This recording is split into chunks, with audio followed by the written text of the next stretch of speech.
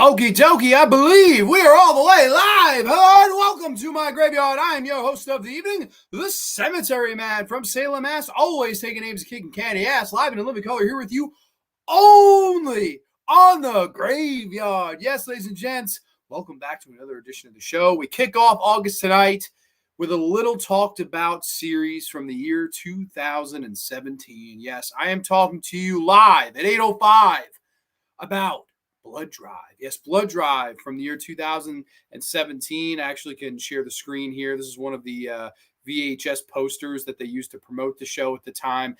And this is an interesting topic because this is really a show that not a lot of people talk about.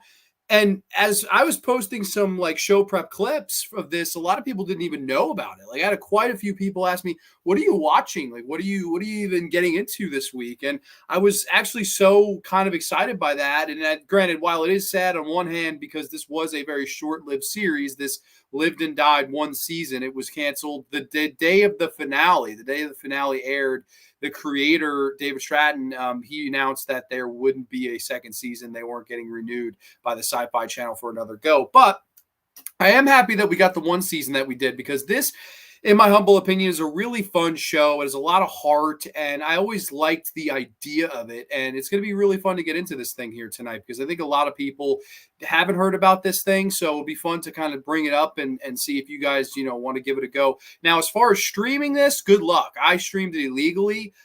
I think you can maybe find some episodes on like Daily Motion if you want to watch this. But as far as a Blu-ray release goes, there is none in Region 1. The only Blu-ray release this ever got was a region-locked release. I believe Region 2 overseas might have been an Australian release of this. So if you're looking to pick this up on Blu-ray, make sure you have a region-free player. Otherwise, it's not going to work. But I know a lot of people have not seen this or not familiar with this. So tonight, I'm going to educate you guys only on the graveyard about the Blood Drive. So we got some comments before we kick off the show. Ciao Grande and Graveyardian friends. Welcome, Miss C. Hope all is well with you. We got the Slasher Dude, Chris C. in the house. Evening, everyone. Welcome, Chris C. the Slasher Dude. That's a name I haven't seen in a while. Hope all is well with you, buddy.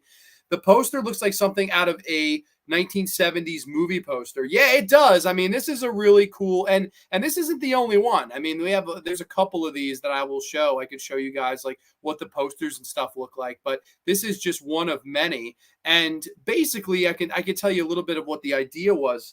The idea of this show was, of course, and I guess I can give sort of a synopsis where Blood Drive is set in the dystopian distant future of 1999. After a great fracking quakes, the United States splits in two, forming a big scar. And then, of course, this big mega corporation called Hart Enterprises, they're taking over the world, corruption, all these bad things. And then, of course, there is this big famous Blood Drive, which is a race across the country where the winner gets $10 million. And the whole idea of it is, these cars don't run on gasoline. It's the end of the world, goddammit. So what do they run on? The cars run on blood. And that's the whole gimmick of the show. It's a big, big cross-country race in similar vein to It's a Mad, Mad, Mad World or Rat Race or Death Race 2000. Very much in the vein or on those shoulders.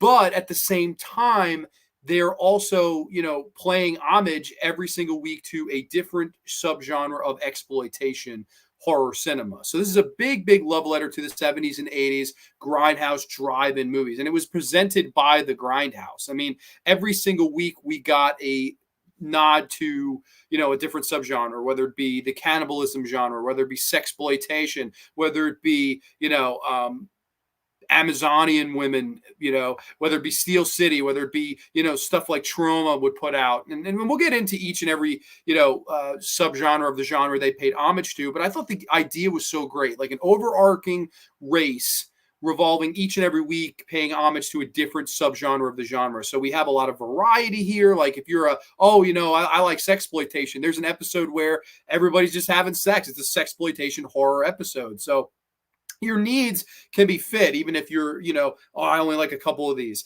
So that's what was so cool about this show. And we'll get into all the colorful characters along the way that we do meet.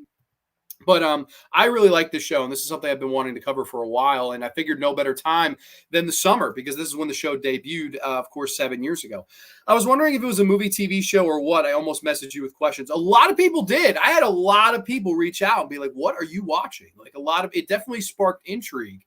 And we will get into the sad story of the show and its ratings. I did pull up the ratings. I found the ratings for the show, and you can see why it got canceled because this was not a show anyone was watching. Unfortunately, this was not watched by anybody. And when I pull up the ratings, you may just cry me a river. Like it is really sad when you see the numbers this show did. Mateo is here. Ciao Grande. Love Blood Drive when it came out. I thought it was made by Robert Rodriguez, a crossover between Mad Max and Rat Race. Well, episodes 11 and 13 are awesome. Mateo, I'm so happy that you're familiar. And yes, it definitely has a Robert Rodriguez vibe to it. It's very Planet Terror when it comes to, like, when they did the Grindhouse double feature of Death Proofing Planet Terror. This is definitely more exploitation horror in and of the vein of a Planet Terror. It's exploitation, but it's very tongue-in-cheek. It's very, like, the tone is like winking at you throughout the whole thing. It's like, we know what we're doing. We know we're bad. We know we're so good. We're bad. We know, we're paying homage and being clever and being meta and all these things. And I liked the self-awareness. I don't think it overstayed its welcome. In fact, I thought it gave the show a charm that, again, we will get into. We got Brittany Ward in the house. I met Brittany over the weekend. Such a small world. I went out to New Jersey. I hung out with Mernsey and the Cabinet Dr. Howdy. I've had them both on the show. Such great guys. We watched a bunch of movies, went to some thrift stores, bought some horror DVDs, had some laughs. Really great time. Brittany, by chance of fate, lives right around there. And she was like, Grande, I'm in a bar like a mile away from you. You need to come say hi to me. So I went, saw Brittany. We hung out. We laughed. We got some Taco Bell. Really cool. So surreal, small world. Brittany, I hope all is well with you. It was so cool meeting you. Small world, my friend. People saying hi to one another. I've heard of this film before. Yeah, no, this is a show, and it's definitely one of those where, I do wish more people had watched it. But, tonight we'll talk about it, and we'll kind of pay homage to it. Speaking Rat Race, Mateo, there was a movie called Rat Race, which is about some people who want this ton of money, and the movie is a homage to the 1963 comedy. Yes, and I love Rat Race. That's a fun, I guess, it's kind of a remake if it's a Mad World. Not really, but it sort of is. We got Ghostface Brad in the house. Sup. Awesome, man. I was going to say, gives me Death Proof vibes. I love that movie. Definitely, yeah, it definitely has some Death Proof vibes. Now, it's not a perfect show by any means necessary, and there are some things that I'm like, what the heck? Like, we'll get there, I guess. I guess we're going to do the classic. We'll go episode by episode type of deal, and I won't go too in-depth on each one of them because these are hour-long episodes, like 45-minute plus episodes. So I don't want to go to each and every single fucking detail because we'll be here all night. But we'll go, and I'll show some of the posters, and I'll show you guys, some of the themes from every week. And I think that'd be a fun thing to go through.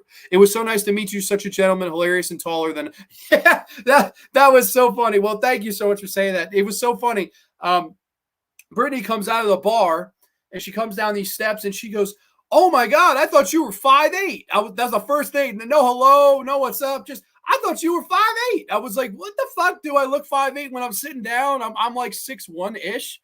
And it was so funny, her amazement of that. And I was like, what the heck? I was like, well, the last name of Grande, if I was 5'8", God damn it, I would have to, I don't know, I'd have to wear some high heels or something. But no, it was so cool meeting you and talking, shooting the breeze. It's such a small world. I was like, holy shit, like, I didn't realize when you messaged me. So very cool. I'm happy to have met you. As always, sometimes different, ... canceled. Mateo, wait till I show you the numbers, bro. You're not going to believe that. I mean, we could kind of kick off with that. I don't know if this is something I could, this is going to be hard because it's not a picture to share. And I don't know how well you're going to see it. So I'll just read the ratings before we get into everything. OMG, honestly thought you were 5'10". Man, everybody thinks I'm under 6 foot. Well, 5'10" is respectable at least, but no, I'm 6'1". 6'1". It's so funny. Will towered over me. Will had a full 2 inches on me, and me and Mernsey were around the same height. I think Mernsey's about 6'1", 6 foot. So like we're about even, maybe a half inch in one way or the other. So it was cool to meet those guys. Cool to meet Brittany. Just such a small world. Let me read the ratings now. Let's read the ratings and then we'll get into it. I guess I'll just read the ratings first because this is obviously a one-time show. I could give a little bit of my background before I do read the ratings though, I guess. I feel like that would be more appropriate. So this was a show where they started airing the trailers in like April on the Sci-Fi Channel. And I always love the Sci-Fi Channel just because I'm a big Twilight Zone fan. And when they would show the 24-hour marathons of the Twilight Zone, and there's other like B horror movies they'll show on there from time to time. And this was one of those things. One night I was watching an old Twilight Zone rerun, I think, at my grandmother's house, and the trailer came on for this. And it was, of course, Grace DiArgento, played by Christina Ochoa, who's just a gorgeous lady. She's sucking on a red lollipop like Kojak, and then all of a sudden this guy pulls up and he's, "Oh, cool ride, lady." And he's trying to put the moves on her, and she's like, "Oh yeah, did you see the engine?" And of course it's like a 30-second trailer where she feeds the guy to the engine, and then it said Grindhouse presents Blood Drive, June 14th, 2017. And I was so excited. I was like, holy shit, this is around the time, I think I'm halfway through college at this point in my life. Like, just had ended sophomore year, was waiting for junior year to start, just enjoying my summer. And I remember seeing the trailer and immediately being like, I know where I'm going to be June 14th. Like, I'm going to be parked in front of the TV watching the Blood Drive. Like, I was so excited for something new and exploitative to hit TVs. And now, I mean, there's a lot we could talk about with it. I mean, was Sci-Fi Channel the right choice to pick up a show like this? Because, of course, after 10 p.m., I know you can do some swearing. Like, you can say the F word on television after, I believe, 10 or 11 p.m. There's certain, like South Park used to do that. That was I always call it the South Park gimmick. Like, oh, we can curse if it's whatever time at night. So that's why South Park would air late. And then this was the similar situation where we could curse late, but we couldn't overshow. And to me, in a show with its exploitation, that is one of the biggest handicaps the show has. Had this come out 3-4 years down the road when Netflix is taking names, kicking ass, same thing with Amazon Prime, same thing with Hulu, all of these streaming services that you can be as completely exploitative and graphic and offensive as you want, without any limitation. Look at The Boys. Look how popular the show The Boys is. That wouldn't air on Sci-Fi. Like the violence, the whole, and people remember the orgy episode of course, The Boys. There's some stuff on that would never make television. It would never make syndicated TV. So that was a big, I think, crip because, of course, you have a show about exploitation, a show about sex, violence, racing, offensive shit, all this stuff to go into this race. And you were kind of limited. You were kind of handicapped. And it shows in some episodes. The violence, I think, is up there. But like in sexploitation episodes, we don't see any nudity in the series. Like, there's certain things where I'm like, oh, man, like what it crippled it that it was on syndicated TV. So that's something that I could see as to why it didn't draw as well as it may have on a different platform. But I mean, you look at these numbers, and I when it came out, I was so excited. I was like, holy shit, like I am so freaking stoked to check this show out. And I watched it for the first few episodes, and I was so into it. I won't lie, I fell off when I first watched it. I got about 7 episodes in, and I did fall off, and then I finished the series later. And then I was really sad to hear that it was canceled. And man, let's hear these ratings now. The very first episode, The Fucking Cop, that was the very first episode, debuted on June the 14th, 2017. Got 834,000 viewers. So its debut premiere episode didn't make 1 million. So, okay, under 1 million, whatever. It's horror exploitation. It's on Sci-Fi. It's on a Wednesday night during the summer. Maybe understandable that it's not drawing that much, but hopefully the number would grow. The sad thing about that is this was the peak. Blood Drive never eclipsed this number of 834,000 viewers in an episode. As the following week, it dropped to 627,000. So it dropped over 200,000 people in a week. Then it dropped another 200,000 as it fell to 444,000. Stayed about there for a while, eventually dropped by episode 7 to 380,000. Dropped from there to 334,000. And then by the finale, you have about 360,000 plus people watching. So you lost 500,000 people from your first episode to your final episode. You never eclipsed 1 million viewers. Your highest rating was a 0.83, which, I mean, I'm sure they weren't expecting it to do in the 2s, but I think they were at least probably expecting something in the mid 1s, like a 1.4, 1.5, and like a base level of like a 0.7 to a 0.9. So this thing didn't draw. Nobody fucking watched it. I mean, under 1 million viewers is pretty sad. for your debut and peak of the show, which is the same. It is a real shame. And I think it's a big reason why the show did not get picked up again, because I don't think it's a lack of quality in the show. We're going to talk about my thoughts on the show. We'll go through some episodes, go through some subgenres, go through the characters. It's going to be a lot of fun tonight on Grande's Graveyard. So I'm very excited to talk about this stuff with you. Let's see. What do you guys have to say in the chat? I think I look short compared to everybody around me. 5'2", little hands, little feet, big everything else. Oh, gosh. Okay. Shit, I'm 6'4.5". Wow. Okay, Chris C is about to try out for the Knicks here. How you doing, buddy? By the way, my birthday is coming up. Dude, happy almost birthday. Hope all's well with you, Anthony. 5'2", little Miss C. I'm 5'10". Yes, Brittany. Yeah, Brittany is Brittany's a whole lot of woman in a good way. Brittany gave me a big bear hug. We had a fun time, man. It was good to see you. In my opinion, ratings or not, this could be picked up by Shudder for a second season, but 7 years after is too late, I guess. Yeah, no, that's true. I mean, Shudder would be perfect for it. It really would. I think that's the thing, man. Like, maybe it was a little bit ahead of its time. Like, imagine this drops on Shudder. Imagine this dropped on Amazon. Imagine. I feel like it would have done so much better if it was in that age. And it was a weird time. That was a transitional time. Like, TV, it hadn't moved on to, like, it seemed like everything now is on a streaming platform. Whereas this, I think, really could have benefited from it from the, how much can we show standpoint, as opposed to being on syndicated TV. But, it's no knock. And hey, man, I'm with you. I would be all for a second season, but unfortunately, yeah, it does feel like 7 years is just too long. But you never know. Who knows? They sometimes bring things back that'll quite surprise you. I think I'm shrinking. Oh, no. Hopefully you're not. Your fun size. Oh, gosh. LOL. Yeah, no, it was fun. It was definitely cool to meet you. But, yeah, no. So without further ado, everybody, where's my bottle of water? Cheers to a safe, happy, healthy weekend. We're going to cheers it out. And we're going to jump right in to the blood drive. Yes, of course, it all started on June the 14th. Like I said, season 1, episode 1.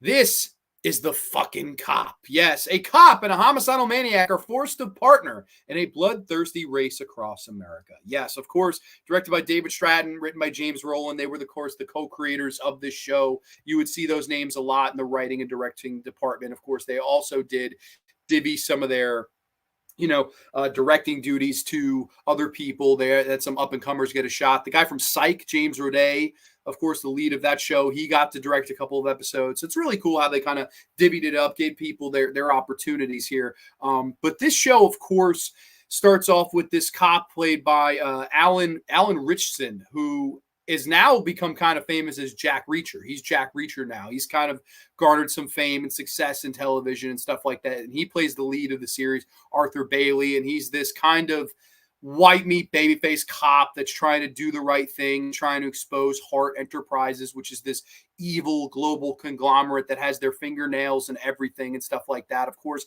his best friend is his name is Chris Carpenter, and of course he's played by the actor Thomas Dominique. And you'll notice some of the last names I say are homages to classic horror directors. You have Chris Carpenter. You of course have the love interest of the show, Grace DiArgento. I wonder who that's paying homage to. She's this awesome, one of the best characters of the series. She's this awesome kind of renegade anti-hero type character who is beautiful. I mean, just a beautiful lady, has the cherry lollipops all the time. She has this amazing car. I just love her car in it. It's such a cool freaking car. This hot red, I can't think of the fucking name of the car, but it's an insane car, and it's called the Karma, which is named after her sister. And she's doing this entire race all in the name of saving her sister, who she believes Hart has a hold of. And of course, she's just racing to try to save her sister. And of course, we're introduced to some of the other racers. Now, this is one thing I do wish they had done, had be one of those things where I wish they had introduced some of the other racers. Like, we barely got to know a lot of the other racers. Like, you have one guy, Clown Dick. You never really find out much about him. You have one guy like Redbone or something like that. Never really hear much about them. You have the Gentleman, who's this like kind of suave old man. You have the Genius, who's this guy. He's like a fix-it Mr. Handyman. They're a team. You have the dominatrix and the cuck. You have this couple that they get on to some weird sadistic shit, and they're funny. They provide some comic relief throughout the series. And of course, this whole blood drive is hosted by this guy Julian Slink, who in my opinion, is the performance of the show. I love Julian Slink, played by Colin Cunningham, who is just an incredible character actor. He's just absolutely tremendous in this role. And it's one of those roles where you almost lose the actor and the guy in the role. That's how good and effective he is. Like, I watched an interview that he did regarding this character in the show, and the noise, like the sound of his voice, is night and day different from Julian Slink, the character he plays on the show, who is the like master of ceremony, if you will. He's the host, and he comes out with the top hat and the fancy extravagant jackets and spiked arms and stuff like that. And welcome to Blood Drive. He's just great. He brings a great electricity and energy to this show. And he also is a great wild card. Like, I think every great television series needs a wild card. And Julian Slink is that. There are times where you trust Julian Slink. There are times where you feel, oh my God, he's getting a little too close to the opposition here. He kind of just seems to be playing every single side. And that's making him a wild card. And I just love Julian Slink. I think Colin Cunningham did such a wonderful job in this role. He was just so much fun to watch week in and week out. And he's thankfully in all the episodes, and he gets very ample screen time in all of them. I think it's really cool. And of course, you will see him there with the sunglasses and the top hat in the background of Grace DiArgento, who of course is covered in some blood there as she's feeding her engine to these one guy that tries to actually assault her. He feeds him, to the engine, and then beats the hell out of the friend and feeds his arm to the engine. So I don't know. I thought the idea was really fun. And of course, Grace and Arthur, it's the classic can they coexist angle of, this very good white meets babyface cop dealing with an anti-hero who is going to kill at any cost and kill at any will and time in order to get to her sister and save her sister's life. And, I liked their dynamic. I thought they played off each other quite well, did Alan Richardson and Christina Ochoa. Of course, she has like pet nicknames for him. Like, she calls him Barbie throughout the whole show. She's like, listen, Barbie, I know you want to do good. I know you're going to save everybody, but you're going to have to listen to me, Barbie. We're going to have to do this. So I don't know. I liked their dynamic. I thought they were fun together. I thought that, and Christina Ochoa seems so cool. Like, I read into all about her and watched some interviews with her. She's not only a beautiful lady, she has like an IQ in real life of like a crazy high degree. Like, she's super smart, like super genius. So it's crazy that somebody so attractive, good looking, and it's the best of both worlds. She's also the super genius in real life. And I think she really got the character and the psychology of this. That whole, like, I'm beautiful, but I'm bad. And I will do the wrong thing sometimes. I'll do the immoral thing if it means getting what I want. And I liked that. I thought that was an interesting, a stereotype, if you will, to play, but I thought she played it quite well. And there's some fun along the way. That this first episode has some of the more racing in it. Like, you have this situation where they have to reach the finish line. And if they don't reach it, the checkpoint last, their heads will explode. They have these chips that are inserted, just like Battle Royale, that if you don't make the finish line, one of the first people, if you're the last one, the chip explodes and your head explodes. And so they're talking to each other, and it doesn't look like they're going to make it. And she's like, these things run on adrenaline, right? She's like, take your pants off. And they just start fucking as they're driving to the finish line, and it makes the car go faster, and they just get to the line in time. I mean, I thought that was so great. I thought that was so fun, like a fun, like, we have to have sex. You're going to have to fuck me if we're going to make it. And then, they just make it, and welcome to the Blood Drive. I thought it was a fun introduction. I thought it was a really cool episode. And it's a shame this didn't hook more people. I mean, this was the height of the series when it comes to a viewership standpoint. It seemed like week by week, you lost 200,000 people a week. I mean, it's quite crazy how quick that number steadily fell down. It's sad. It's kind of sad. But, and of course, like I said, they do these cool VHS covers each week. And this was the inaugural, the introduction episode, which I thought was really cool. And, we'll jump through other episodes and stuff like that. We'll of course, I'll show some more of the, poster art and stuff like that. But let's go back to comments because we had a couple. Tell me the show has zombies. Yes, absolutely it does. I'll go through each episode. We won't go through everything because, again, we'll be here all night. But like, I'll go through like the whole, subgenre that they tackled for the week. Do I think it was well executed? Do I not? There are a couple of things here and there, a couple of nitpicks I'll have, but this should be fun. This will be fun to go through. The plot of having a policeman and criminal teams up sounds like the classic 80s Eddie Murphy classic. 48 Hours. Yes, absolutely. Love 48 Hours. Eddie Murphy's one of my favorite of all time. I like the idea of giving each subgenre its own attention all in one show. It keeps it exciting. Just for that, I may check it out. Yeah, no, it is fun. Like, and I mean, without further ado, we could even introduce the next episode, because the next episode, they went right into cannibalism, which I thought was a fun, like, kind of place to go with this. And of course, the episode that I'm talking about, I believe, is this one right here. Welcome to Pixie Swallow. Yes, welcome to Pixie Swallow. Grace and Arthur battle to stay off the menu at the first pit stop, Pixie Swallow Motel Diner. So, of course, our humbled heroes, they decide after just making the checkpoint, I'm hungry, I got to go eat. So they all the racers kind of go to this diner.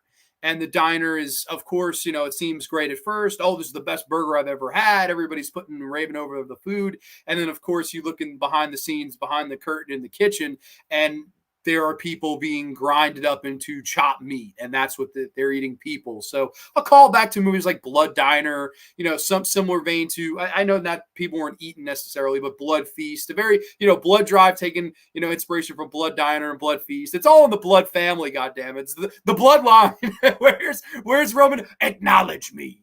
It's all in the bloodline, I guess. And I mean, of course, and not just those movies, but there are plenty other. I mean, I really liked the whole cannibalism angle. And, at first they're like, oh, this food is incredible. This is amazing. And Grace at one point's eating a corn dog, and he's like, all right, you're not going to like this, but I know what that corn dog is. Like, sometimes some of the humor was so cleverly implicated that I didn't have to see what that corn dog was. I kind of got the hint. So they were clever to move around some of the syndicated censors at that point. Like, I do think shows now would show everything. And while I do think the show could have shown more and pushed the envelope more had it been, like I said, on a pay service station, that's not to say that they weren't clever in their parts too. They picked their moments.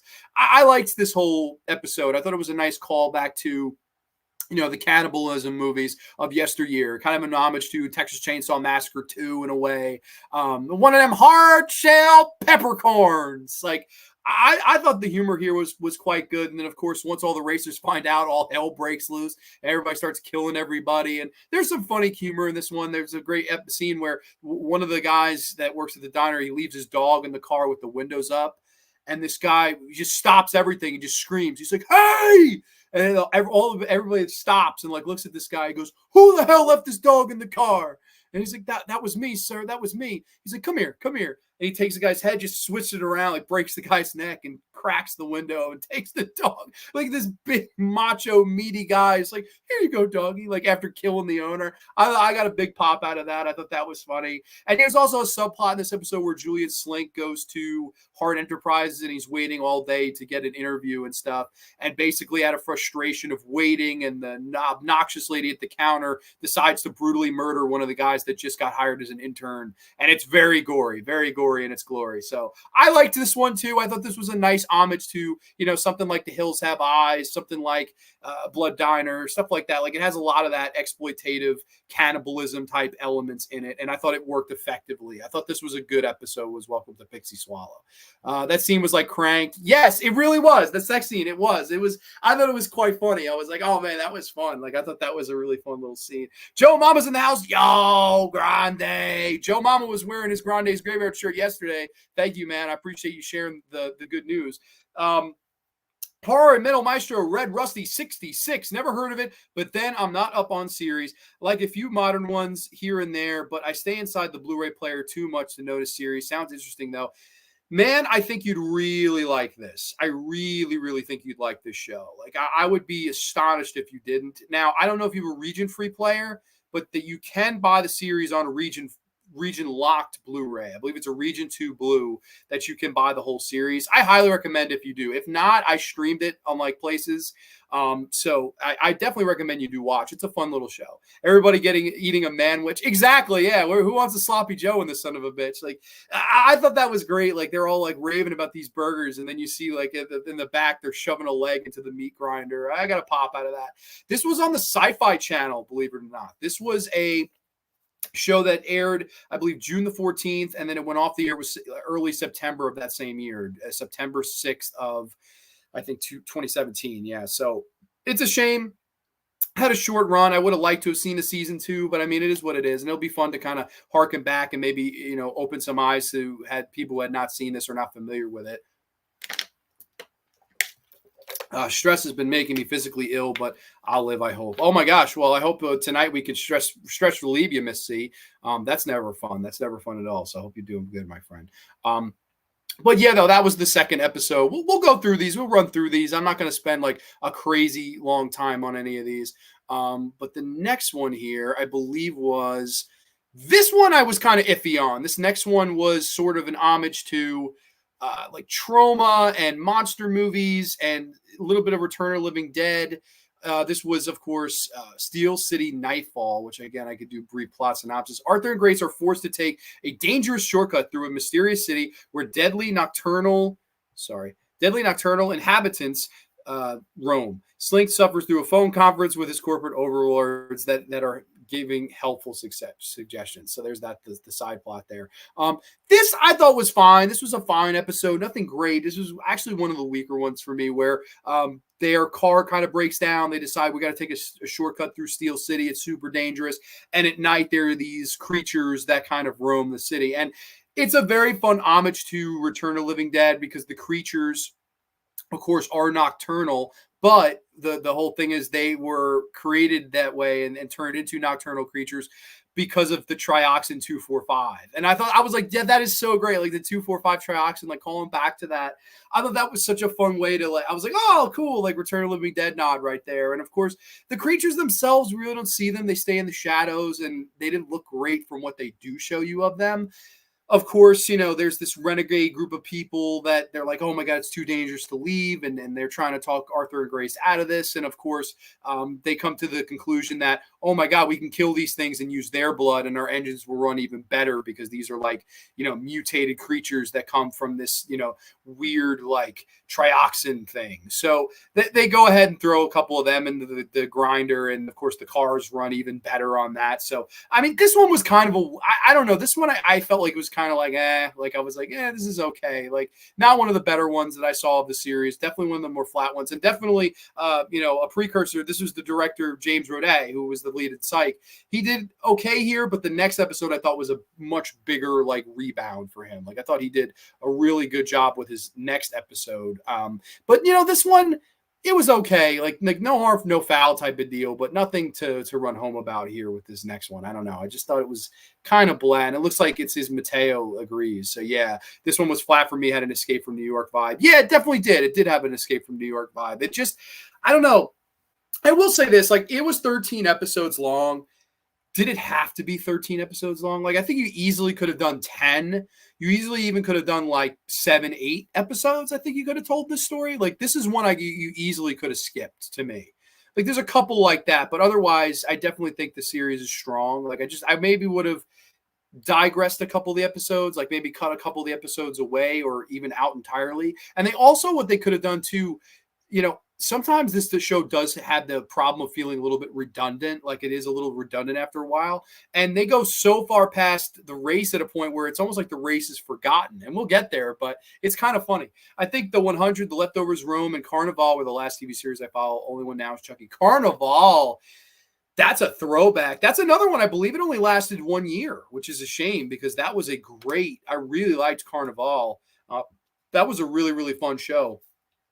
I haven't seen that in quite some time, but thank you for mentioning that one. That was definitely a solid one. Let's see. The next episode here was, I believe, this was one of my favorites. This is definitely a top 3 for me. And this was In the Crimson Halls of Cane Hill, which was the Asylum episode. So I thought this was a really fun one of the better ones of the series. Arthur and Grace take a dangerous detour into a mental asylum in search of Grace's missing sister. Of course, they do hear at the end of the Steel City episode that Grace's sister, Karma, she was taken here. And of course, we get some backstory on the sisterhood. Of course, now we see the two sisters, Grace and Karma, who's played by Alex McGregor, who is beautiful, just a beautiful South African actress, just absolutely gorgeous. And I thought they did a good job of casting her because they looked like sisters. Like her and Christina Ochoa looked like I would totally believe they had the same dad, like totally believable as sisters. And we see their backstory. We see that their parents may have not been the greatest. The dad was abusive. They go to this like bar, and Grace is trying to seduce somebody to get what they want. And of course, Karma falls in with the wrong crowd and is introduced to this red, drug. And it's like it pretty much brainwashes her, takes her over. And we see Grace like kind of submitting her to this mental institution. And of course, the episode here, they go in and they're like, hey, maybe she's still there. Maybe we can go and get her. And basically they go to the institution. And when they get there, they realize that all the doctors have been killed off and the inmates are running the asylum. I loved this one. I had a great time with this one. The whole idea is the inmates are running the asylum because they were all given Halloween candy on Halloween night.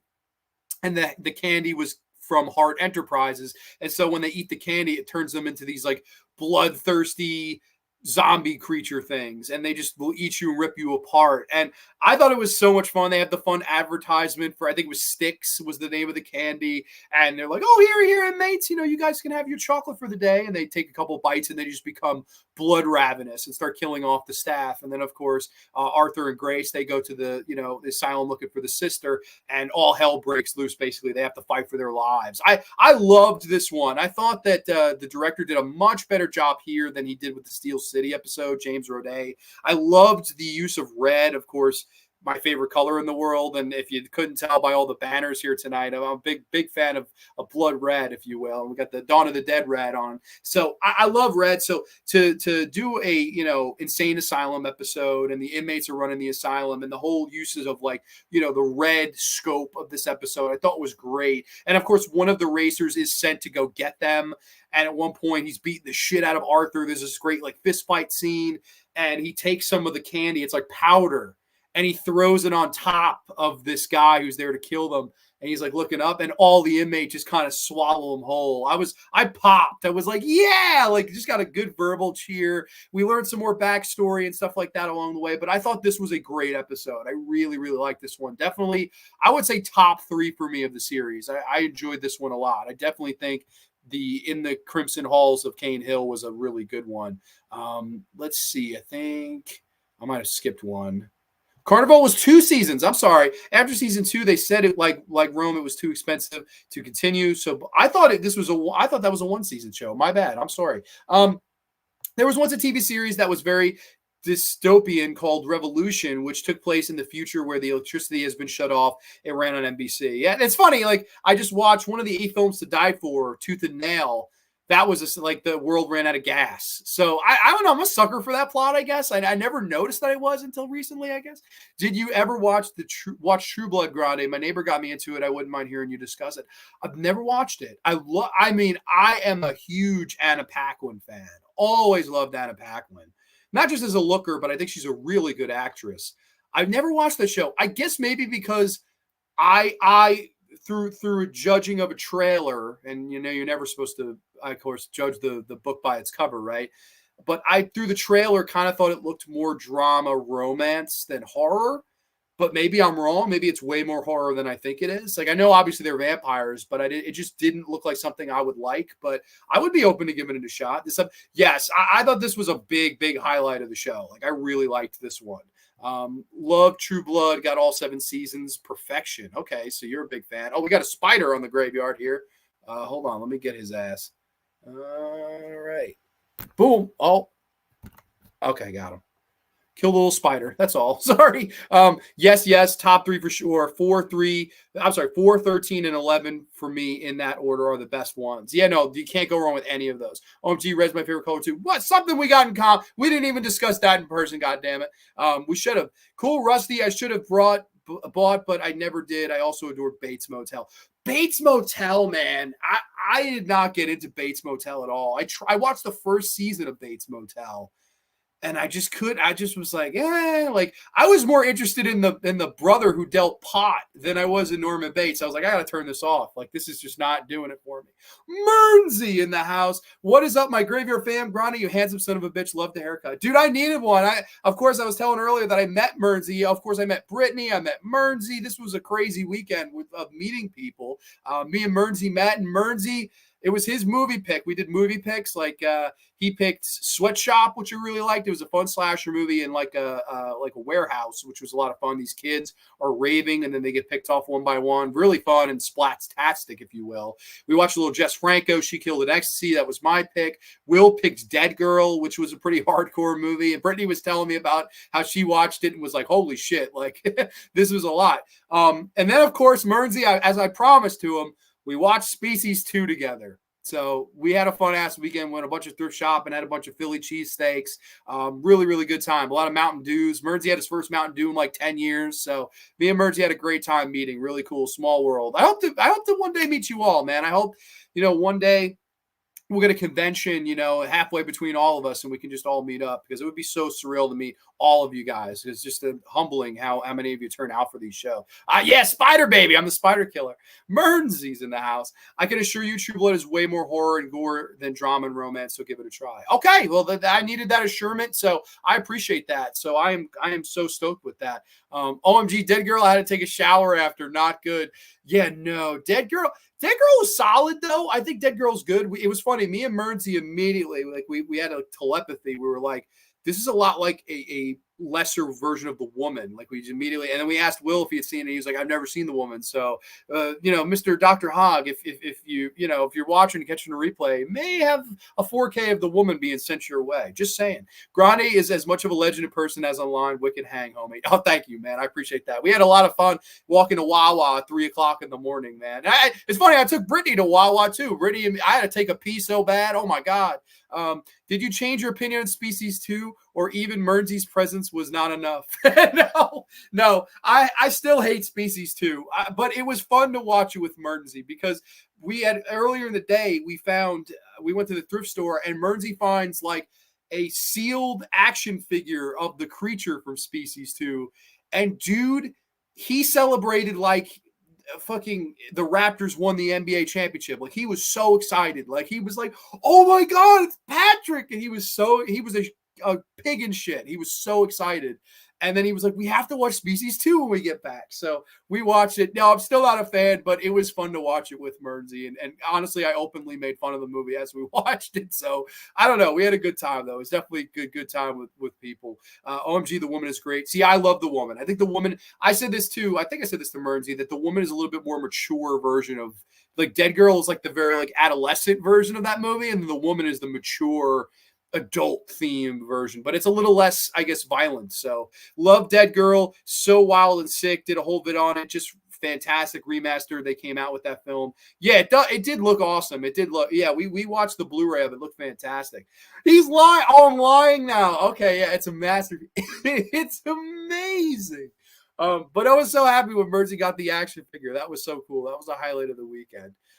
Definitely very cool stuff. We had a lot of fun. But moving on into what I believe the next episode was, this next one I thought was fun. It wasn't anything great. Again, this one was one of the biggest sufferers of being a syndicated TV show. And it's not The Evil Dead. It's The Fucking Dead. Yes, The Fucking Dead. As I'll give you the full poster here. Of course, I think that poster is kind of course, the Evil Dead font, which I appreciate. I honestly got the Stuff vibes from the color of light color they used. And of course, I love the tagline, "The dead are down to fuck." I thought that was really funny. This one, I think, really suffers from being on a syndicated television show. Like, basically, you have this like incestuous couple, a brother and sister. They stumble upon at one of the checkpoints of the blood drive, and they have this thing where if they kiss you, they can infect you with wanting to become a sex-crazed maniac. So this is like your sexploitation kind of zombie infection episode, although no one's trying to eat each other. Everyone's just trying to fuck each other. So that's the plot. And of course, all these people get on the fuck bus and the suck bus, and, they're doing all sorts of things. And basically what I thought was this one was really missing was the gratuity. Like you have this episode where it's called The Fucking Dead, and we don't see any nudity. We don't see anything like that because, of course, it was syndicated. We couldn't show yits. We couldn't show ass. We couldn't show, any of the things that they, most likely would have liked to have shown, which I do think hurt the episode a little bit because the everything else around it isn't as fantastical or dialed up to 11, I guess, as it could have been. I thought it was good, though. I definitely thought it was a good episode. It wasn't anything special. Again, I think this was one where the syndication really hurt it. So, I don't know. I liked the idea. The brother and sister, they're there to kill Slink, and, of course, they fail miserably at that. Nobody touches Julian Slink because Julian Slink is the freaking man. Colin Cunningham, that is. So, I don't know. I thought this one was interesting. I definitely thought this was an interesting one. Let's see. I'm afraid to watch The Woman for some reason. I mean, that's understandable. It's a great movie, though. I really think I love The Woman. I think that's one of Lucky McKee's best. Anybody who could watch Sleepaway Camp 2 and 3 and not Species 2, I can't take you seriously. Oh my gosh. Hello, I'm just teasing, Grande, but some of your movies make my head spin. What? Really? So Species 2 over the Sleepaway Camp sequels. That actually breaks my heart. That my heart's broken. Yeah, no, I don't. Species 2 is a bad film. But you know what? If I ever see a Species 2 one sheet poster, I know what it's going to. I'm just going to say that. Oh no, naming an episode that with not even a butt shot would be a go. Yeah, exactly. That's like that. This is one that it's like you look at The Boys, right?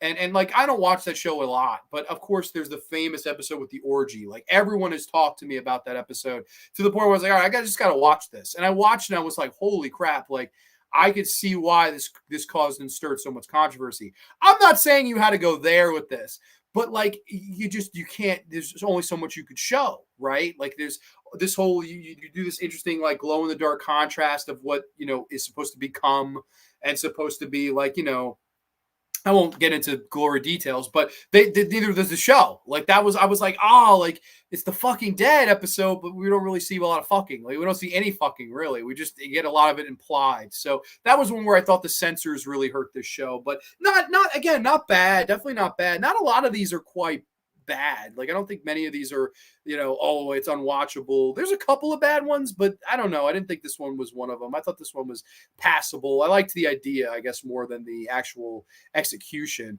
This next one, if I actually had to say if there was a bad one, this would be amongst the bottom for me. And this was, of course, episode number 6.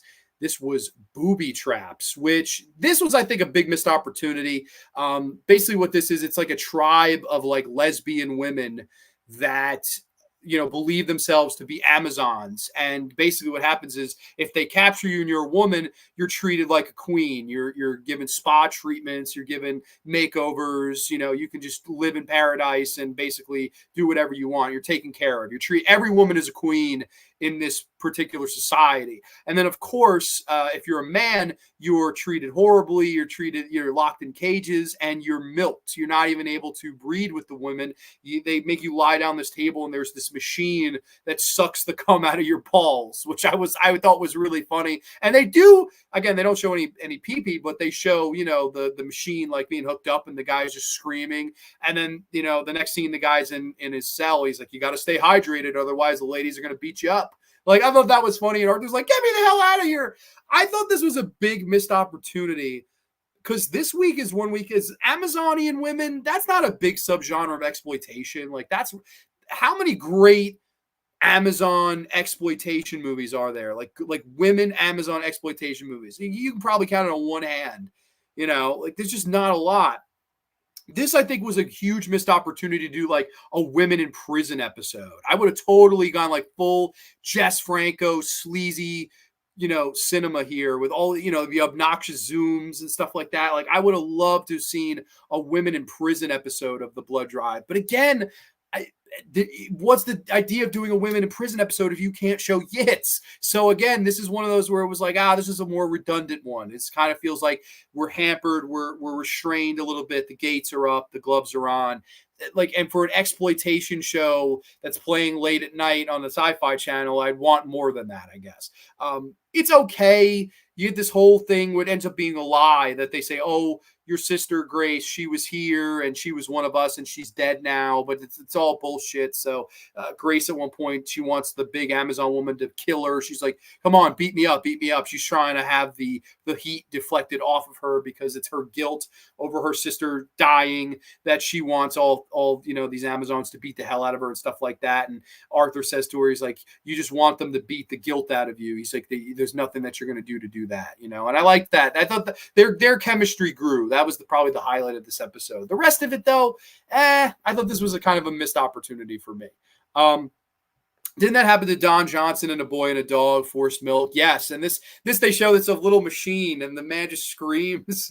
And then they're like, all right, you're done. Go drink up. Like, go hydrate yourself. I thought that was funny. And they're in these like wooden cages. And of course, the cuck and the Dami, they get like sidetracked with it too.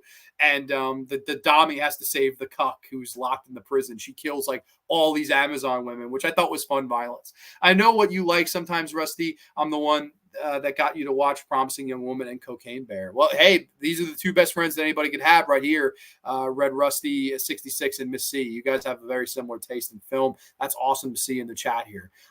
Yeah, this one was okay. I don't know. I thought this one was kind of a redundant one, though. Not one of my favorites. Definitely amongst the lower episodes for me.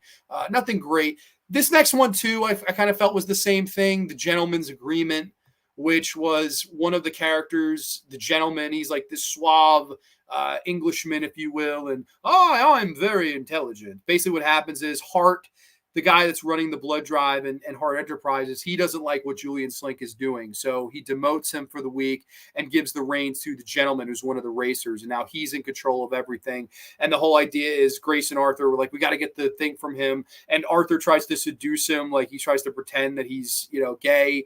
And the gentleman's like, oh, yeah, like he's trying to come on to him, and Arthur just seems very uncomfortable with it. And he's like, do you think I was born yesterday? I know you're not gay. Like that I thought the whole interaction was really funny. And then basically what happens is Julian Slink goes and pulls some underhanded tactics to have a monster released on the camp. This is kind of the homage to monster movies, I guess. That's kind of what this subgenre week was, where this big, unstoppable brute force monster comes out on the camp and starts killing everybody one by one. And of course, it's up to Grace, it's up to Arthur, and it's up to Slink in order to kill this thing. And of course, the gentleman is kind of in the way and pulling the strings and stuff like that. So, I mean, I don't know. This is one that I was like, this is, a little bit of a streak here where these were redundant. Like this one was a little bit redundant. It slows down a little bit. And, no wonder why a lot of people were tuning out at this point. I think you definitely could have cut a little bit of the fat out here.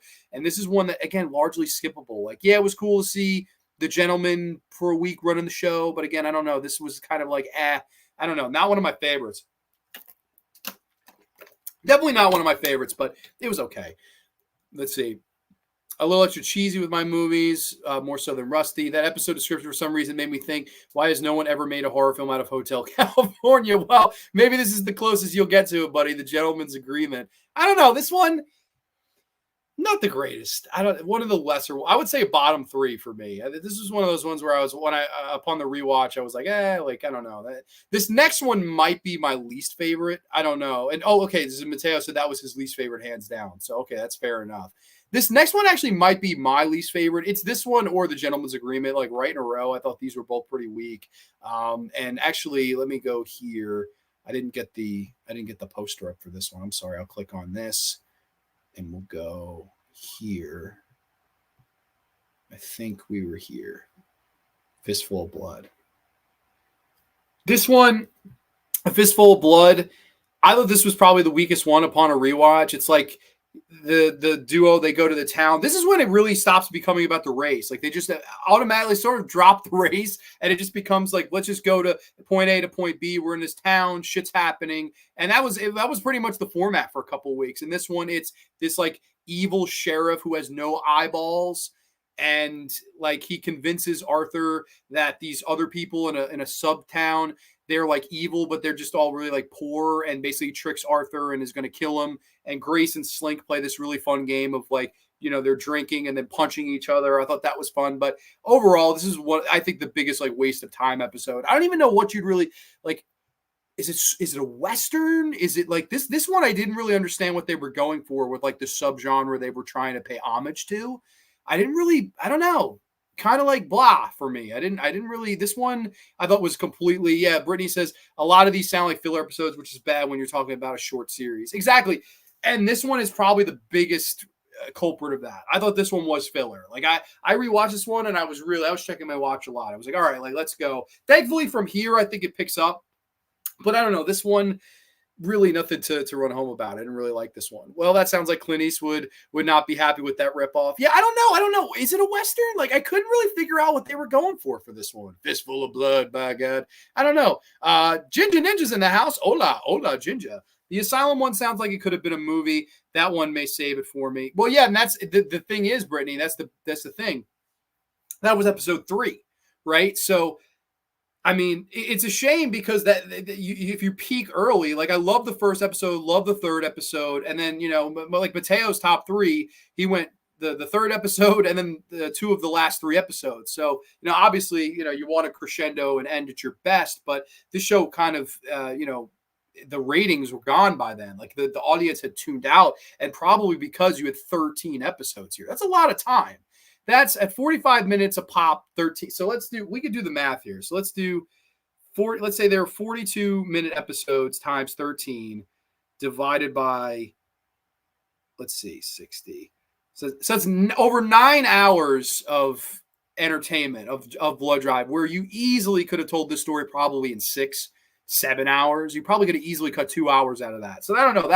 It is a fatal flaw. And the whole, like the fact that they kind of get off the race by this point, they're sort of like off the grid. Like that's basically what happens. So I don't know. This one was a little bit lesser, but funny enough, my least favorite episode was followed. And wow, what a transition. It was followed by my favorite. And this is for some reason the lowest rated episode of the series amongst fans, which I thought was quite funny because I loved this one.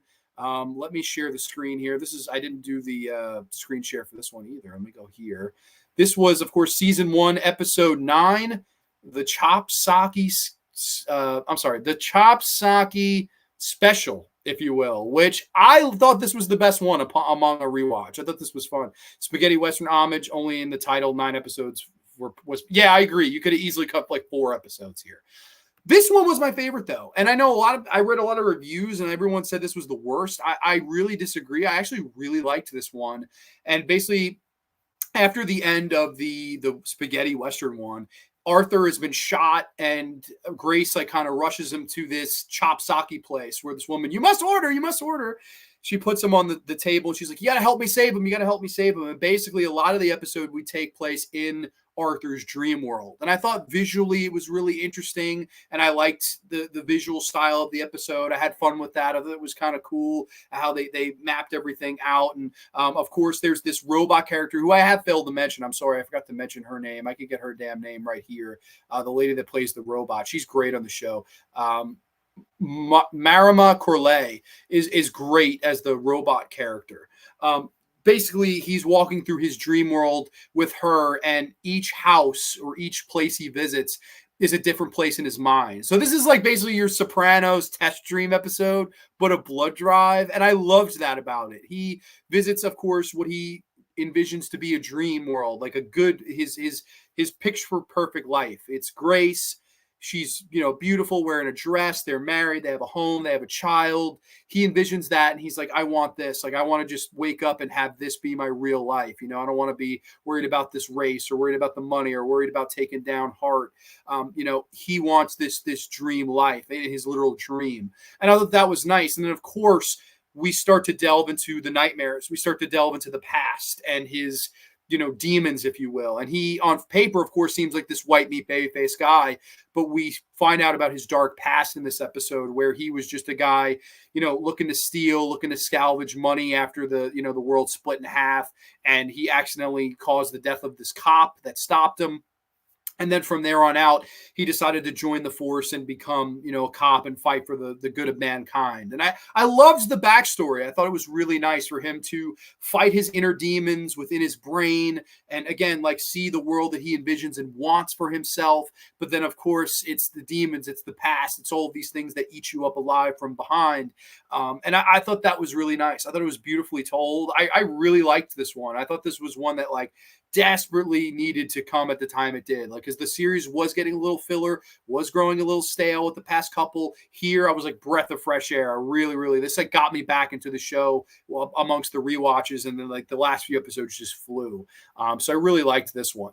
I'm gonna have to check the show out someday, dude. I think you'd love it. I really think you'd love this. It's like very fun, like we were saying before, like Robert Rodriguez Planet Terror-esque type of exploitation fun. I think you'd be a big fan of this. I'd definitely be down to hear your thoughts. Good luck, Mernsey. Sounds like it's hard to find. Unfortunately, it is hard to find. This is not. I mean, I illegally streamed it, so it's a shame because if it was on Blu-ray in the States, I'd get it in a heartbeat. Love this show. Hop Duncan, that's got to be a first-time name. Welcome, Hop Duncan. Hope all is well with you, my friend. There's a famous town called Sop Choppy just east of here. How strange that title makes me wonder about some connection. There definitely probably is, and I liked the whole Grace and this Chinese woman fighting over. You're not even trying to save him. Like, I don't know. I definitely liked this one. I thought this was fun. Hey, Hop. I understand your point, John. For me, this does not stand out, then try too hard on this episode. That's totally fair. Maybe they did. And a lot of people, like, this is the bottom ranked one. So I may just been crazy here, but I don't know. I guess it was just a nice change up from what we were getting. Like, I liked the whole, this is the test stream episode of Blood Drive. I had fun. I don't know. I had a good time with it, but definitely can understand not being a big fan of this one for sure. I totally understand that. But the Chop Socky special, I thought was a big surprise and probably my favorite episode. I don't know. There's something about it that I really liked. Like, it just definitely breathed really good energy into the series, to come. The next one, I wanted to like the next one a lot more than I did. And unfortunately, I really just didn't. Like, this next one was kind of mixed bag. This was like the last, I would say, bad episode of the show. Was this episode here, season 1, episode 10, Scar Tissue, which does pay some homage to, of course, David Cronenberg, basically our leads after the Chop Socky special episode. Arthur tries to run away from Grace because he's ashamed of his past, and he stumbles upon this town called Cronenberg, which, of course, is you have Grace DiArgento, you have Chris Carpenter, and then, of course, you have the town Cronenberg, where, Arthur stumbles across, and everything's kind of like folk like the Stepford Wives, or folk like the Wicker Man, and everyone is wearing these like heart bandanas on their head, and very like mellow. Everyone's very peaceful. Everyone's very mellow. They put like this bright yellow tint, not as dark as this yellow, but the bright yellow tint over the episode. Like, there's something in the air that's like the pollen in the air that's making everybody breathe in and think happy thoughts and be happy and smiley and almost like robotic. And I liked that about this episode. I thought the idea was good. There's, of course, this guy who's a big ringleader of it. He's in charge of it all. And basically what you realize is they're pumping this drug throughout the entire town to make people hallucinate that everything is well and happy and good and everybody looks happy and beautiful, when in reality, if you look into like a reflection or a mirror and you're not on this drug, you see everybody's like horribly disfigured and stuff like that. I liked the idea. The execution, though, the episode itself, I was like, this is, again, it felt a little bit redundant, like the sheriff one, the spaghetti western one. But overall, I liked the idea of this one enough. Like, I definitely thought the idea was fun. And of course, Arthur and Grace, they have their differences. They're going to die together and they're like drowning together. And basically, they had this moment where they finally embrace one another. Like they come to peace and they're like, you know what, I love you. And like, you have that nice, like, come together moment there. So that saved the episode too a little bit. Julian Slink shows up, picks them up, and basically he's like, you know what? My enemy is your enemy. I think we need to team up. And you have this really epic, like, trio discussion at the end of this episode where they're like, we're going to team up. We're going to kick Hart's ass. And I liked that. I thought this was a good, like, setup for the last couple of episodes. Nothing great, but, like, I don't know. Definitely a good idea that just wasn't really the bestly executed. I don't know. I'll try my best, Missy. Hope all is well with you. Emergency throwing smiley face. Fistful of Blood sounds like an homage to 1960s spaghetti westerns. Absolutely. Yeah, that's probably what it was. I don't know. It didn't work for me. I'm sure if anyone could find it, it's probably a movie buff like yourself. Hell yeah. Emergency's a diehard movie buff. Disappointing episode. Cronenberg. Where's my body? Exactly. Why was the town named Cronenberg? And we didn't really have any body horror or anything reminiscent of David. Like, it's more folk horror, which I thought was weird. I'm like, like, I definitely would have liked to have seen, something, if you're going to call the town Cronenberg, something Cronenberg, but they didn't really do that. I thought that was kind of odd, but I don't know. This was the last episode to me that was like a disappointment. These last three, I think were really all very solid. Of course, the next one, I can stop sharing the screens here. It doesn't really matter. The next episode, though, was I know Mateo, one of Mateo's favorite, he said, The Rise of the Primo. Arthur resists bloodlust, and Grace confronts a shocking revelation in the deadly Battle Dome fight. So this is the episode where all the racers, now we're back with the racers, right? After like a few episodes of like nothing to do with racing. We're back with the racers in this big like dome, if you will, this big cage, like at a stadium or an arena or something. And basically what happens is becomes a battle royale. All the surviving racers, you're going to fight, and the winner is the Primo, the almighty Primo. And it's basically just a big battle royale fight episode. And I think that's a big reason. This is the highest rated episode of the series. Understandably so. This one kicks ass. Like if you love violence, if you love gore, if you love fighting and action, I mean, you have it all here. And you do have really good storytelling on top of that. This isn't just gratuity and fighting and blood and all that for the sake of it. I thought the fighting and all of it had a nice story to it. Of course, like I was saying, Arthur, we've seen and kind of gone over his character over the past couple of episodes. We've seen the light. We've seen the dark past in the Chopsaki special. He's, somewhat of a conflicted guy. He's not exactly the white meat babyface that we were presented him as. He does have gray area. And thus, gray turns dark here in this episode. Of course, while fighting, he and Grace have a shocking revelation. Big spoiler alert, obviously, if you're looking to check this out. So I'm about to spoil something kind of big that I never saw coming. So big spoiler here. I'll hold the water up. The big spoiler coming. So just basically the guy running Heart is this white suit, white beard. It looks like Jeff Bridges. And basically you find out he's undercover. He rips his skin off. Really cool practical effect. And it's Grace's sister, Karma. She's actually running the blood drive. And I remember when I first saw it, I was like, whoa, like I did not see that coming. And it's Alex McGregor. She does a great job delivering this heel promo. Big sister, you left me lying on a bed in the halls of Crimson, Now I'm back and I'm here to get my revenge, and I'll do anything to see you die, and I will take everything you love away from you. And she gets this great promo on her, and I love Grace's just performance. Christina Ochoa's performance. She's just like breaks down. She's like, no, like, don't tell me you're one of them. Don't tell me you're the head of this thing. Like, don't fucking tell me this. Like, she's just broken. And in that moment of vulnerability, Arthur thinks that Grace has been pushed into one of the car exhausts and been eaten alive by an engine.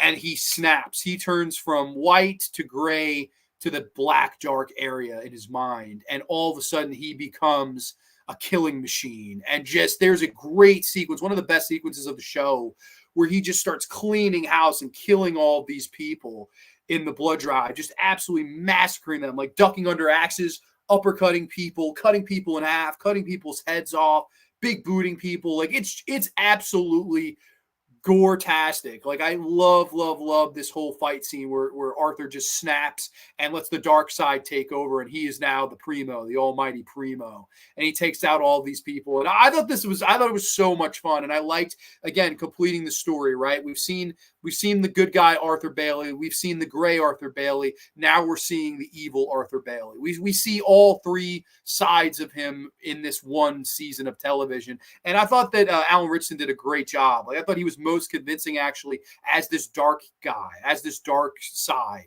and like it's funny, he would go on to play Jack Reacher, which is a big show now, and I believe Jack Reacher's a big babyface. I would love to see him play a monster heel. Like I think he's got it in him, and I was like very, very taken back by his performance. I liked to see him kind of switch on a dime to the dark side. And then Grace is trying to scream to him, I'm alive, Arthur, stop, I'm alive, until it's just the two of them, and he's like just kind of in a trance. And Slink is like, you guys got to fight. You're the last two. And then, Grace just walks out. She's like, let's come with me. And Arthur doesn't do it. Like, he's fully moved into the dark side now.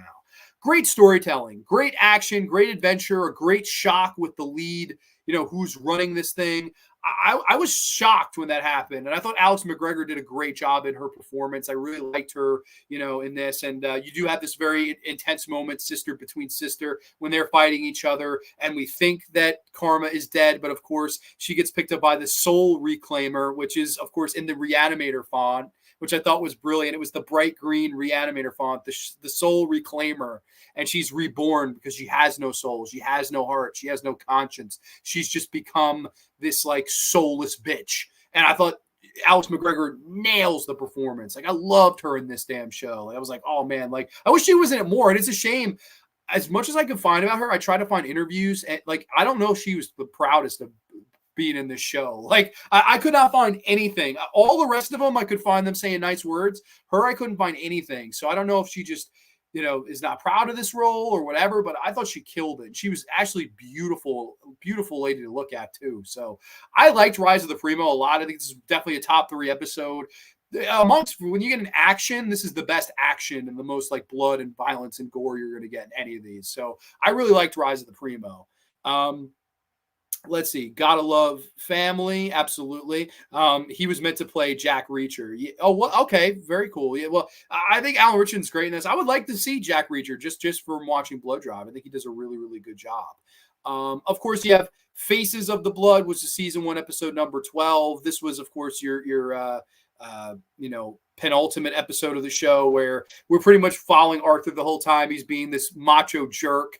He's finally reunited with Chris Carpenter, his partner from the very first episode, who's been, being tortured by this robot lady and being like turned into like part android, part man. They have their sexual relations quite a bit, and to the point where he kind of turns this robot and she has an orgasm that makes her turn kind of human. There's fun subplots in this. I thought was a fun one where they had their kind of love story and thing like that. And of course, he comes in and tries to convince him, Grace is bad. Grace is all bad. Don't listen to her. She's just a bitch. And he's trying to turn Arthur, when he's at a controversial transitional stage in his life, being evil, trying to turn him completely to the dark side forever. And of course, long story short, it doesn't work. He basically turns back babyface and teams up with Slink and Grace to go to Hart Enterprises and take the son of a bitch down, and of course get Karma, kill Karma. It's funny, like Grace goes out on this race to save Karma, and then by the last episode, she's basically on the race to kill Karma. That's the whole kind of 180 here. This was filler. Didn't really need this episode. It was kind of fun to see more Alan Ritchson playing a heel, but I don't know if you needed this one either. And then you get the finale, which I really liked. Season 1, episode 13, finish line. Arthur, Grace, and Slink attack Hart Enterprises, but their deepest fears are awaiting them. I really liked this one. I thought this one was a lot of fun. I thought this was like a fun finale where the 3 lead characters, Slink, Arthur, Grace, they all roll up to Hart Enterprises, and Julian Slink wants to blow the building up. Like, he has all the brain bombs, and he's throwing them on the walls, and he's kind of sprinkling them on the walls, not caring about anything. And of course, they're going floor by floor until they can reach up to the ultimate showdown between Karma, Arthur, and Grace. And I liked that. I thought that whole dynamic was fun, like the showdowns and the come back to the light, Karma, like trying to convince her, I love you, you're my sister, you're my favorite thing in the world. Like, don't do this, don't be evil. And of course, there just is no saving Karma. She's a lost soul.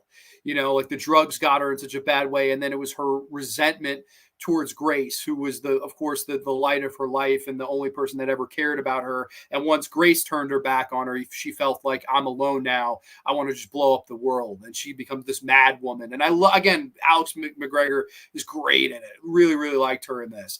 You do have a fun final fight where, Arthur and Grace, they're trying to escape the building. It's about to detonate in a few minutes. And then of course, Alex McGregor runs up, stabs Grace like fatally in the stomach, and she's bleeding to death. And then, Barbie and freaking Karma have a stare down. Come on, Barbie. Boom, punches her right in the face. I liked that. I thought the whole finale was fun. And Julian Slink kind of, pulling the strings on blowing the place up after he gets his back broken. I don't know. I thought it was a lot of fun. I thought the whole finale was fun. It was fun. Like, each character kind of got their moment to shine in the episode, get a little bit of screen time, a nice farewell. Like I was saying, it is sad because this does set it up for a sequel series. Like, the last thing we see is Arthur kind of goes to, I don't know if it's another dimension or another world or another portal, but we see he's like naked and he washes up on the shore, and you see it's like a prison is nearby. And I guess Blood Drive season 2 was going to be maybe a race in the prison. Whoever wins the race gets out of the prison. Maybe it would have been something like that. They do set it up for like a season 2.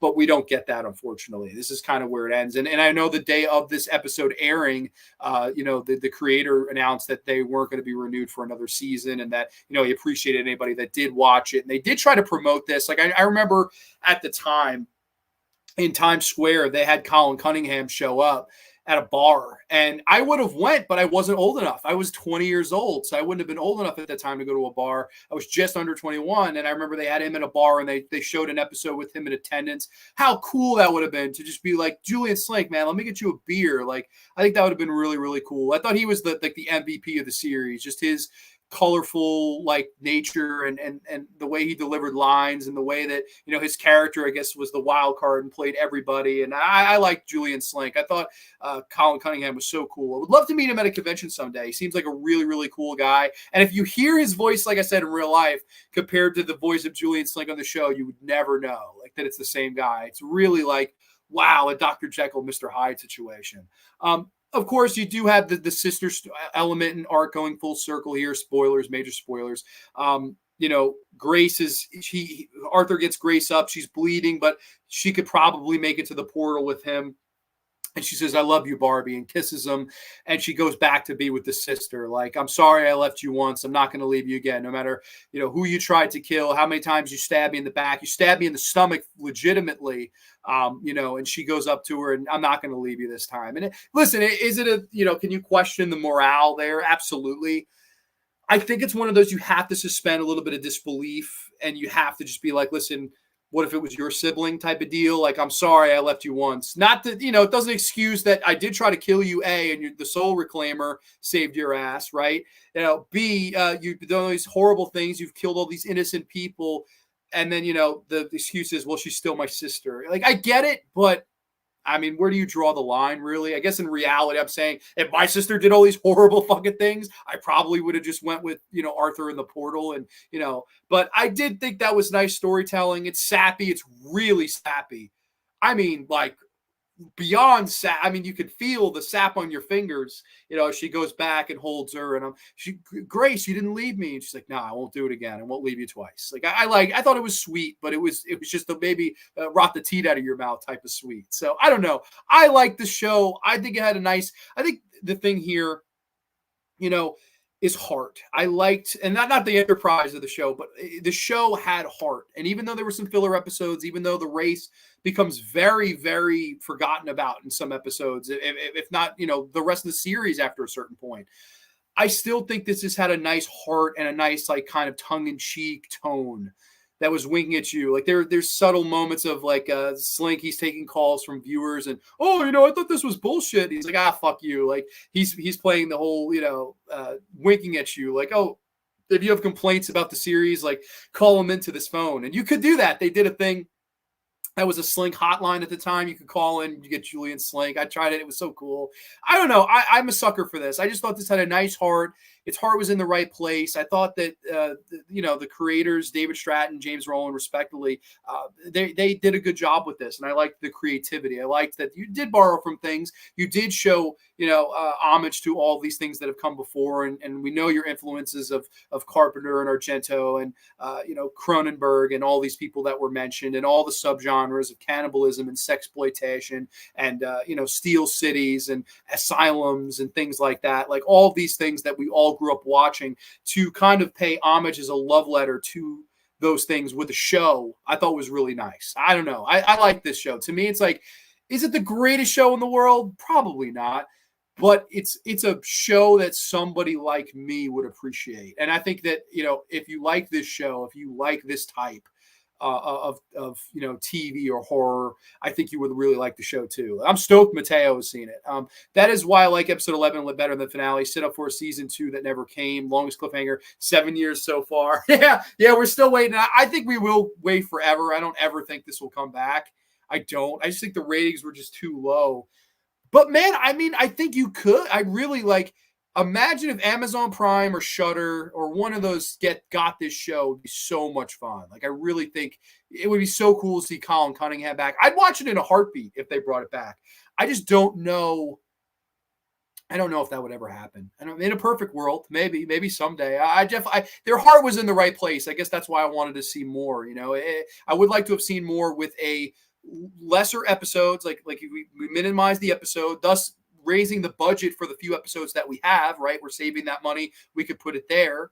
And definitely give me more violence, give me more exploitation, give me a little bit more sleaze, you know, and there's so many subgenres of the genre that this could have gone on forever. Like, there's so many exploitative things that they didn't pay homage to that they could have in future seasons. So I would love to one day, but you know what? If this is all that we got, it was a really fun time for me to revisit these. I love this show. I really do. I think it's a lot of fun. And if you could find it to watch, I highly recommend. I could not find them on YouTube. Like I said, Daily Motion had a lot of them. I just ended up downloading it because Reap is a genius, and he hit me up and was like, dude, I'll help you out. So he downloaded it for me. It was super cool of him. But I don't know. If you're catching this, though, let me know what you think of the Blood Drive, the series, who your favorite characters were, maybe what some of your favorite episodes were, because this was a fun show for me. I really did enjoy doing this, and I thought it was a perfect time to do it, to shake it up from, the typical Tales from the Crypt, which will continue. I'll do Tales from the Crypt in September. Dark Side's going to be in October, so I'm very much looking forward to those. But I wanted to just take a break from the anthology and do something else that very few people talk about or know about. So this was a fun episode for me. Of course, and like I said, it did run from June to like September of the summer of 2017. So I thought perfect time to talk about it is August. So this was a lot of fun. But as for next week is going to be weird. I won't be here on a Thursday. It'll be a Friday. I know, very weird. There is a reason for that, though. They're screening the Texas Chainsaw Massacre in New York City for its 50th anniversary, and a lot of the surviving cast and crew will be there. And I'm very excited to say that I will be there, too. Terry McMinn will be there. I believe Kim Henkel will be there. Daniel Pearl, the cinematographer, will be there. There'll be a lot of people that were, of course, involved with the original Texas Chainsaw Massacre 50 years later in New York City. So I'm very excited. It took off the next day of work. I took off August the 9th. So I'm going to be doing the graveyard on that day. Right now, the plan is to do a Video Nasty special, but that's all pending on my Severin package. If I don't get my Severin package by this weekend, I'll probably have to call an audible and do a different show. So I'll keep you all posted on that. It is going to be a Friday next week, so there will be nothing here on Thursday. If you guys want, I could do like something pre-recorded and post it as like a premiere on Thursday. This way, if you generally spend your Thursday nights with me and you're busy and have a life on Friday, like most people, no problem at all. I could just do like, if my Severance stuff comes in, maybe I'll do an unboxing and then I could premiere it on that Thursday night when I'm at the movie. So we could definitely do that. So we could definitely keep open to that and stuff like that. But this was a lot of fun. Missy, awesome discussion as always. Thank you so much, Missy. I appreciate that. So wrapping up here, everybody, thank you so much for watching. I hope you tune in next week on a Friday, live in living color on a Friday edition of Grande's Graveyard. Very excited for that. And I'll try to, like I said, do the Severin video. Maybe the unboxing of that will be premiering on that Thursday, God willing, if we get the package by then. So fingers crossed, toes crossed, cross your arms and your legs and everything that you got. Cheers to the Blood Drive. Cheers to the Blood Drive. I really liked this show, and definitely was fun kind of taking a stroll down memory lane, even if memory lane was only 7 years or so ago. Ginger Ninja, I mean, there's no better way to kick it out. Thursday date night with Grande's Graveyard. Hell yeah. Okay, we're all saying it, so let's do it. We will that now is pressure on me, God damn it. Great stuff, Grande's Graveyard. Thank you, Sarah. I appreciate that. All right, without further ado, then we will catch you next time. Only on the Graveyard. Too sweet peace. Long live the Blood Drive. We'll catch you next time, ladies and gents. Good night, everybody.